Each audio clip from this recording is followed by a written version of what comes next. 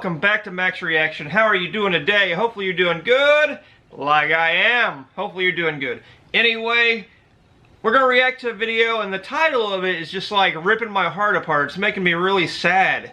I don't know what to expect because it's titled, "I Sold My Son to ISIS. How the Battle of Marawi Ripped a Filipino Family Apart." So there's a lot to that title, you know.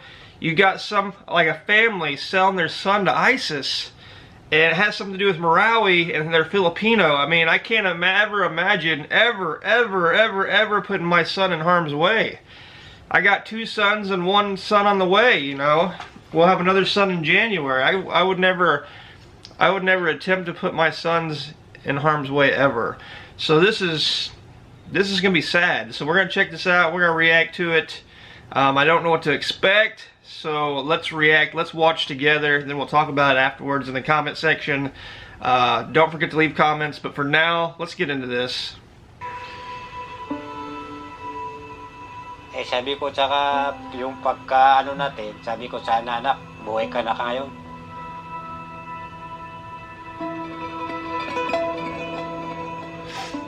Akong matanda, eh alam ko na yung hindi pwedeng gawin.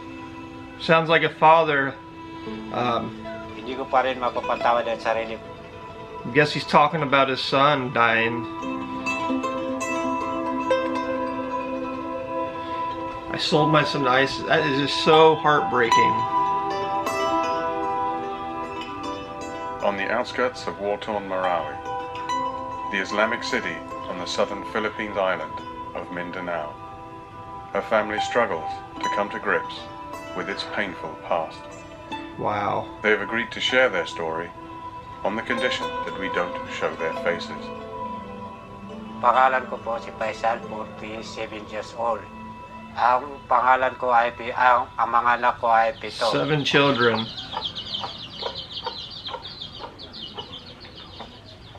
Nung after the 2 buwan pa bago pumunta ang Marawi. Doon po pumunta yung oh my goodness. Sa pinag-aralan na yung mga anak ko. They went to his children's school. Sabi nila, dito kayo sumali sa training namin. Join the training. Pumunta sila sa bahay namin. Yung anak ko, 2, bigay nila yung pera. Faisal was given 25,000 pesos. Oh my goodness. About $500 for each boy. Abdullah, 16 at the time, and Kahil, who was just 10. He sold his 10-year-old and his 16-year-old for $1,000 total. And I know a lot of Filipinos, that's a lot of money, you know, but it's really not that a lot of money. It's not a very big amount of money at all for a life, especially your son's life. It's so sad to see that people get in this predicament where they feel like they need to do things like this. That's why we need to help each other out. We need to make equality around the world. Faisal struggled to support his family on his laborer salary of about $8 a day. $8 a But day. he insists. He thought the money came from an Arab country wanting to invest in Mindanao. Eh, kailangan yung pera eh. I don't know. Pagka pumutok na ang Marawi. Me siguro. The elder of the 2 boys is Faisal's nephew, who he adopted years before. Wow. Ako si Abdullah, 17 years old.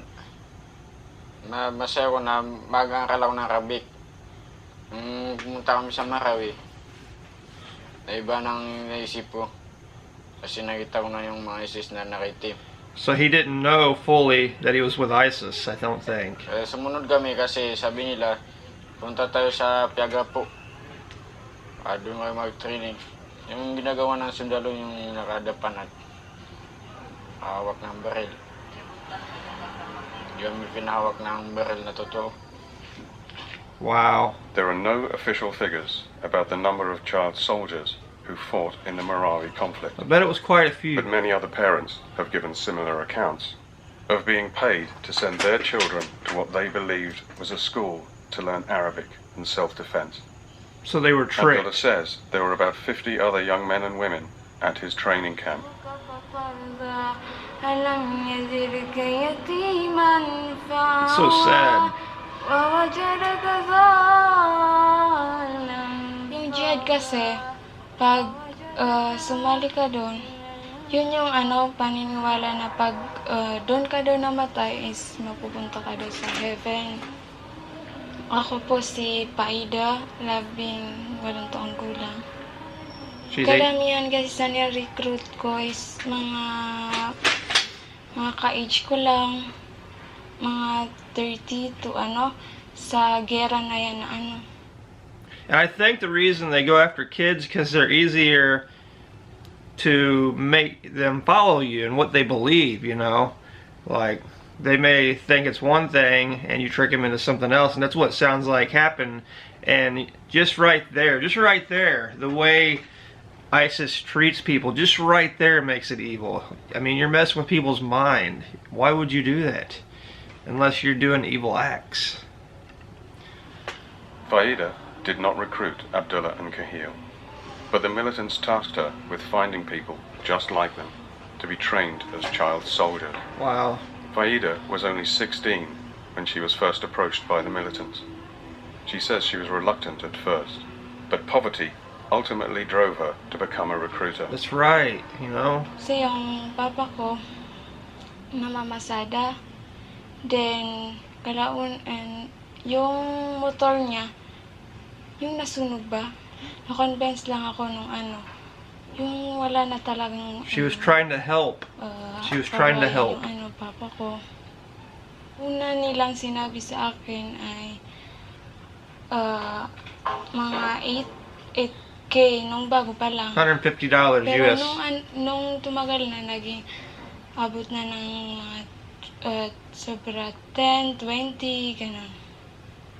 Nire-recruit ko sila at sinasabi ko, para sa atin to, para sa ika-unlad ng Marawi. Tsaka may may sa hood rin, may pera, ganun. They were tricked by 2 months money. after Abdullah and Kahil went into training.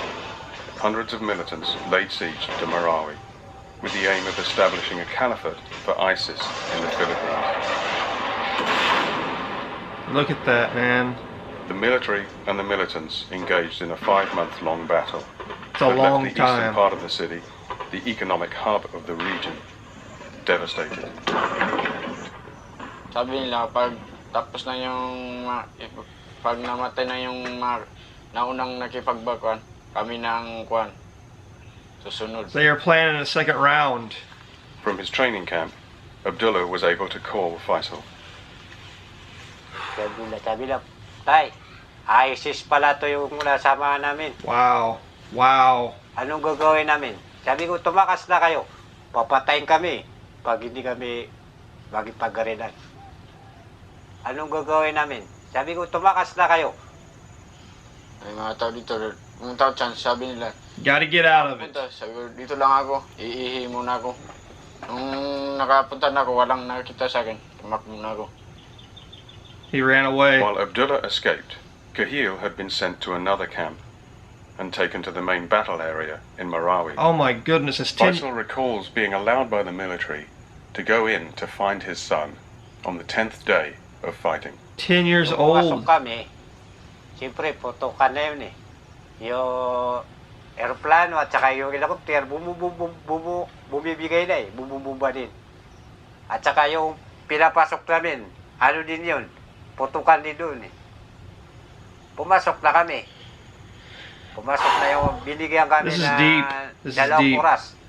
Yung si Kahir, yung pagka-rescue ko na nakita ko na siya mismo, parang nakatulala. Sabi, tay, parang wala siya nakita. Gumanon lang siya, tay. He didn't even see his own father.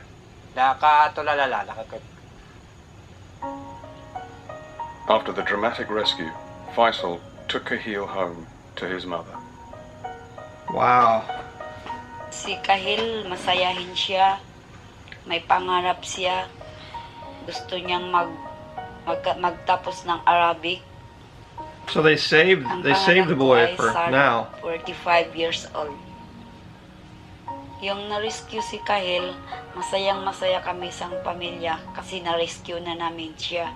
Pero Right. hindi namin alam, hindi na pala siya ang natural na kain Not the person that they knew. natutruma na siya, wala na siya.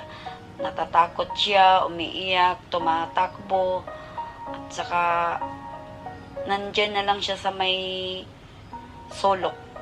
Umiiyak. He's seen horrible Sabi niya, things, "Tulong, terrible tulong, tulong." things.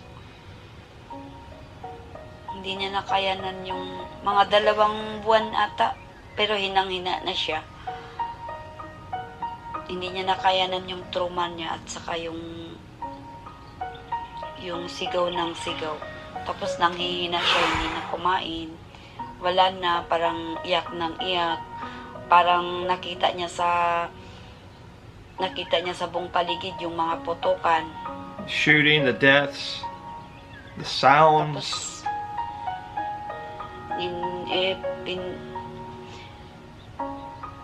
ano yun, yung dinala namin ng hospital, dun siya 3 araw Oh lang my siya sa goodness, he hospital. died.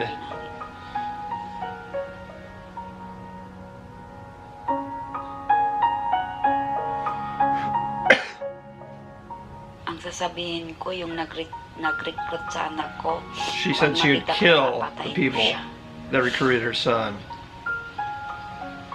Kasi hindi namin alam na doon pala nilagay nila sa kampo ng Marawi. Wow. Sinasama nila sa kanilang gira. Kung alam ko lang na ganito mangyari, hindi ko to gagawin. Kasi sa pagkakaalam ko, hindi yung jihad. No, it wasn't. Kasi umaapak na sila sa The whole city, innocent people. sa walang kasalanan. Maraming naapektuhan. Isa rin kami, nawala rin yung bahay namin. Sobrang nagsisisi ako. Nagsisisi ako dahil may nag-recruit akong matalik kong kaibigan na naiwan recruited the best friend. sa gera. Sa pagkakaalam ko, wala na yun. Kasi alam ko naman yung doon, mga magulang niya, din wala na akong balita sa Wow. kanya. Balita ko, di na daw siya nakauwi. Ang tagal ko nag-a-adjust. Para sa akin, hindi ko alam kung mapapatawad ko pa ang It would be sarili hard to ko. forgive yourself, wouldn't Buhay it? ko ngayon ay nagtatago. Minsan, lagi na lang malungkot, nakonsensya. Sa lahat ng mga naapektuhan, pasensya na. Naging isa rin ako sa tulay kung bakit naghihirap na sa Those are deep kabuhayan. words. Wala na rin bahay.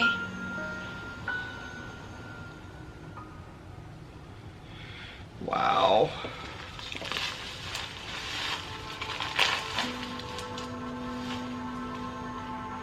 Nagalit ako sa uncle ko. Bakit niya nagawa sa akin. At hindi ko lang alam na bininta niya ako. Akala ko lang mag-akar na Arabic. That's a lot of Nagsisisi ko eh. that's a lot of hate right there, you Kaya know? sinabi mo, parang bininta mo yung anak mo. Ay, hanggang na ano ko, parang masakit dito. Hindi na matuloy yung mga kuha niya. Pinabalak niya, gusto niyang magkatapos ng pag-aaral at saka matapos yung ang gusto niyang gawin. Hingi ng tawad. Patawad na lang kasi hindi namin alam yan ang pinasukan niya.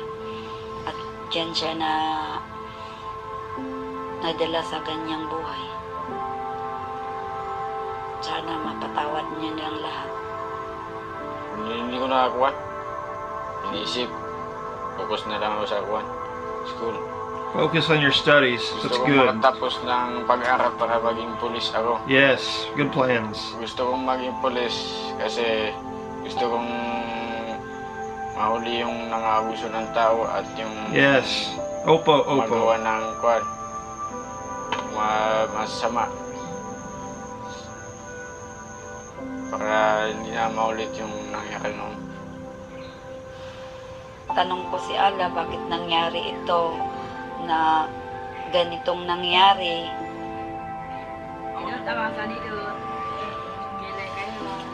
lahat, di ba, naghangad ng mabuti yung mga anak nila. Absolutely. Makatapos ng pag-aral, makahanap ng mga trabaho nilang mabuti. Pero, aywan, wala namang kaming ipupuga sa kanila. Tulad ngayon, walang trabaho, wala lahat, wala. Mabuti kasi wala naman kami.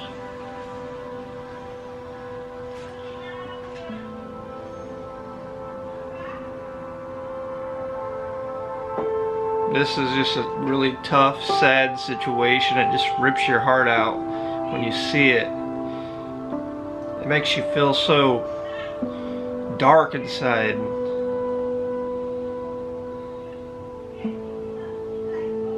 So I believe that the father didn't know that they were ISIS. He's seen a way of making money. He's seen a way of his kids, learning Arabic that's going to help them out through their life.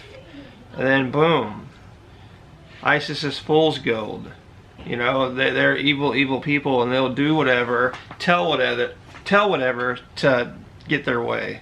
It's just really sad and tear-jerking. I can't ever imagine. But anyway, those are my thoughts. I don't even know what to say. It's a mystery, why things like this have to happen. But I don't know. I don't know what to say. Like, usually I have something to say at the end of these, and I don't. I just cannot imagine being tricked to selling my kids into ISIS. It's horrible. It's horrible.